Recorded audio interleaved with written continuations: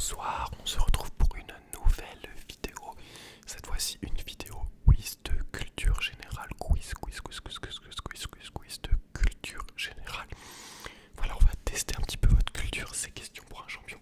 On va voir à quel point vous êtes cultivé et à quel point vous êtes capable de répondre aux questions. Il y aura 20 questions.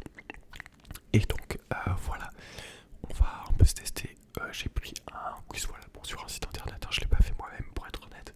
C'est un quiz de niveau moyen, donc on va voir dès maintenant si vous avez le niveau moyen ou pas.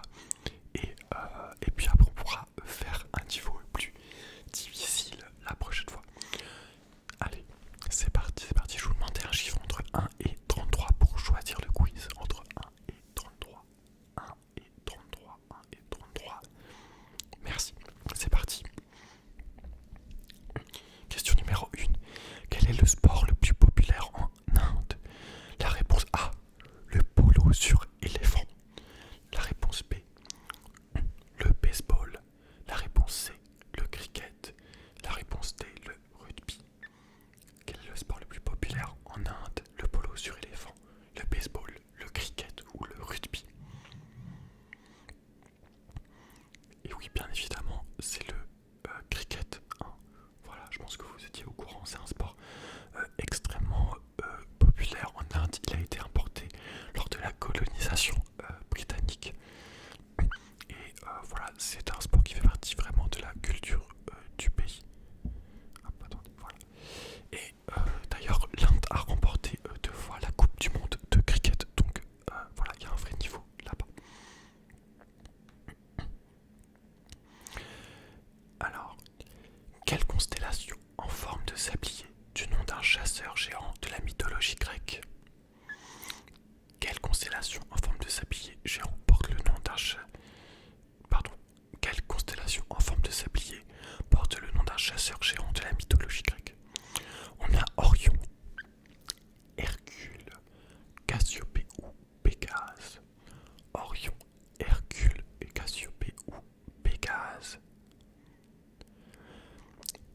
Il s'agissait d'Orion. Voilà, je vous mettrai une petite image du coup de la constellation. Orion était aussi nommé du coup le chasseur et fait partie des rares constellations qu'on peut reconnaître du coup à leur forme. Voilà. Ensuite, question suivante. En combien d'arrondissements la ville de Lyon est-elle subdivisée?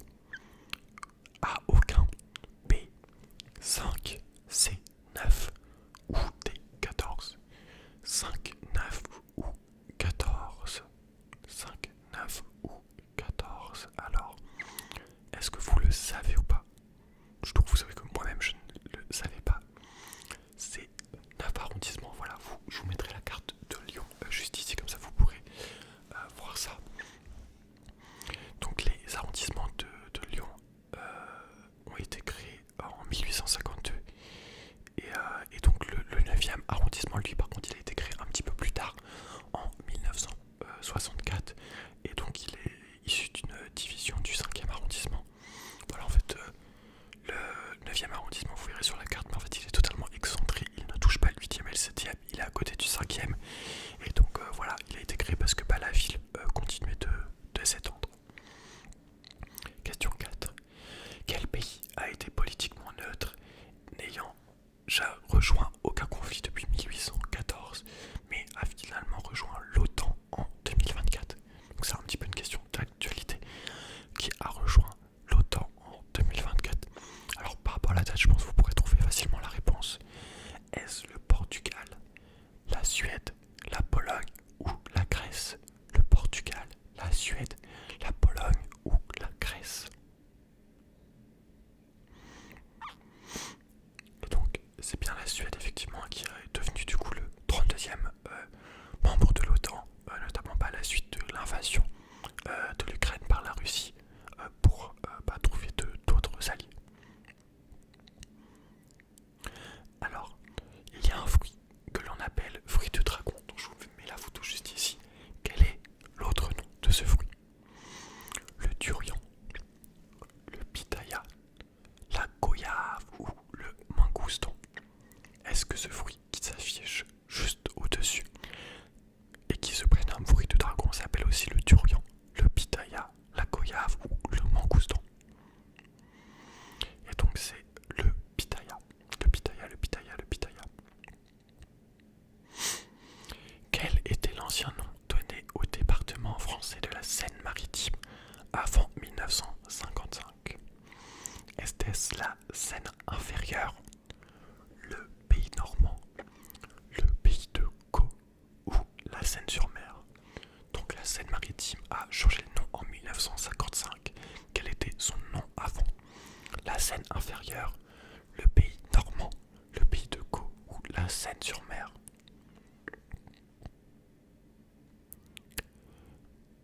C'était la Seine inférieure, voilà, qui avait été du coup créée au moment de la création du département, lors de la Révolution française en 1789, et du coup qui a été renommée Seine-Maritime en 1955.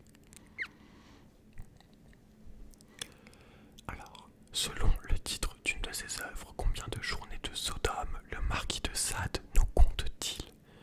Donc le marquis de Sade a écrit un livre qui s'appelle Les Journées de Sodome. Mais combien y a-t-il de ces journées? Est-ce qu'il y en a 50? Est-ce qu'il y en a 80? Est-ce qu'il y en a 120 ou 150? 50, 80, 120 ou 150?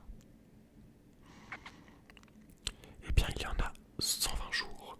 Voilà, le nom du livre est Les 120 journées de Sodome. Voilà. Donc les 120 journées de Sodome ou l'école du libertinage, c'est la première grande œuvre du marquis de Sade qui a été écrite en 1785 alors que ce dernier était enfermé à la Bastille. Alors en quelle année Marie-Antoinette a-t-elle été guillotinée? En quelle année Marie-Antoinette a-t-elle été guillotinée? 1793, 1799, 1805 ou 1811? Question histoire. À quelle date a été guillotinée Marie-Antoinette? En 1793, 1799, 1805 ou 1811? Eh bien c'était en 1793, donc le 16 octobre 1793, jugé par le tribunal révolutionnaire. Voilà. Alors, on va faire une question maintenant de vocabulaire. Je vais vous demander quel est le synonyme du terme épopie. Donc le mot épopie a un synonyme. Épopie, épopie, épopie, épopie, épopie, épopie. Quel est son synonyme?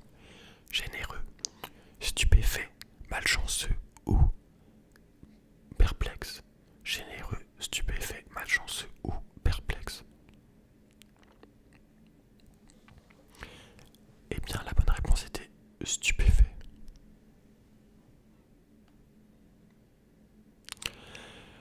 Ok, question un peu de biologie maintenant. Quelle maladie virale a décimé la population des lapins en France à partir de 1953? La grippe aviaire, la myxomatose, la fièvre afteuse, le botulisme. Était-ce la grippe aviaire, la myxomatose, la fièvre afteuse ou le botulisme qui a décimé les lapins en France à partir de 1953? Eh bien, il s'agissait de la myxomatose. Voilà. Qui a surtout touché les lapins de carène sauvage et les lapins domestiques. Voilà. Alors on passe un peu question on va dire de culture avec quelle chanson a fait le succès de la chanteuse Bonnie Tyler?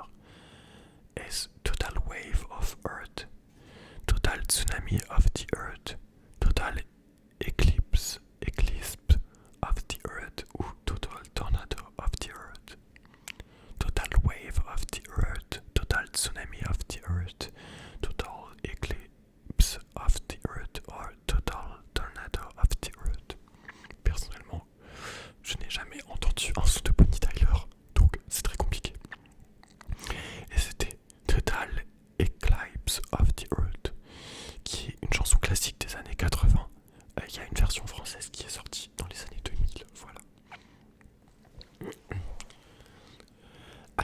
famille appartiennent les verbes être, devenir, s'appeler ou sembler? Alors là on revient au collège.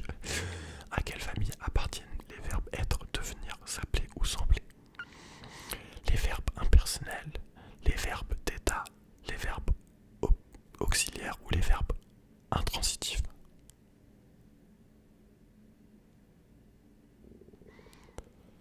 Il s'agit de verbes d'état.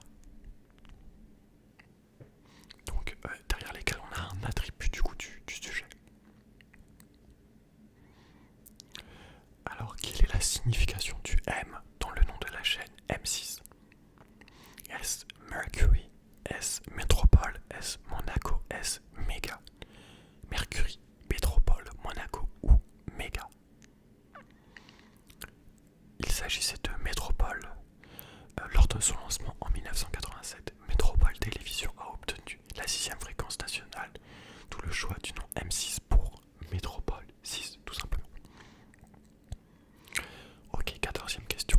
Voilà, je serais curieux de savoir combien de points vous avez jusque maintenant. Je trouve que le quiz est assez dur, je vous dirais, parce que je réponds en même temps le nombre de points que j'ai. Mais pour un quiz moyen, je l'ai trouvé assez dur. La prochaine fois, je pense que j'en ferai un moi-même. Voilà, mais du coup, je serais curieux que vous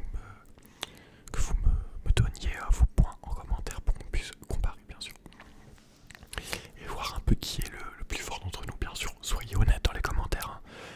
Il n'y a pas de jugement, de toute façon, je vous donnerai mon score qui, vous allez le voir, n'est pas très haut. Donc, pas de jugement, bien sûr.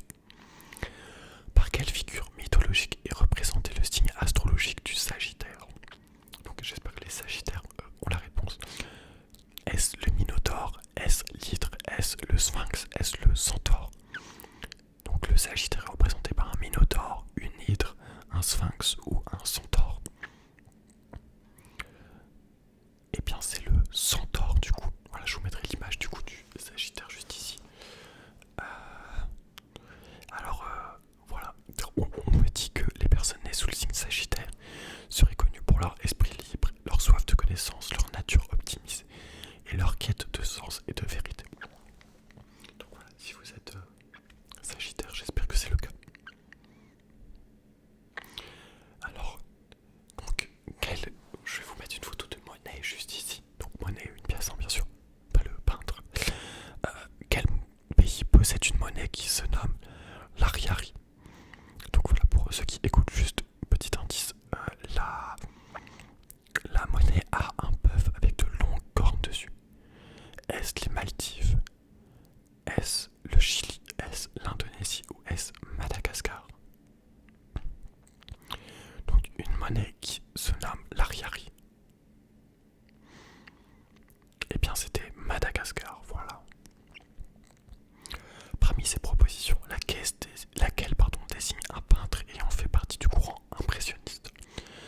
Est-ce Gustave Courbet? Est-ce Eugène Delacroix? Est-ce René Magritte? Est-ce Paul Cézanne, qui a fait partie du courant impressionniste? Est-ce Gustave Courbet, Eugène Delacroix, René Magritte ou Paul Cézanne? Il s'agissait de Paul Cézanne,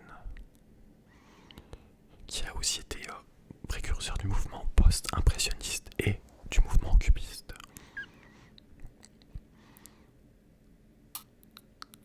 Alors, la prochaine question, c'est une question d'orthographe. Du coup, je me permets de la sauter parce que voilà, comme vous pouvez pas lire, je vous la donnerai pas. Mais en gros, on me demandait comment est-ce qu'on écrit 380 en toutes lettres. Voilà, je vous mettrai la réponse juste ici. Si vous aviez bon, vous pouvez vous rajouter un point, on va dire ça. Voilà, donc c'est une question. Il n'y aura pas de choix multiple. Il faut vous l'écrire dans votre tête. Voilà. Hop, c'est parti. Alors, quelle divinité grecque est l'équivalent du dieu romain Cupidon, dédié à l'amour et au désir? Est-ce Eros? Est-ce Gaïa? Est-ce Chronos? Est-ce Hélios? Donc quelle divinité grecque est l'équivalent en fait de Cupidon et est dédié à l'amour et au désir? Est-ce Eros? Est-ce Gaïa? Est-ce Chronos? Est-ce Hélios? C'est Eros, Gaïa étant la terre, Chronos le temps et Hélios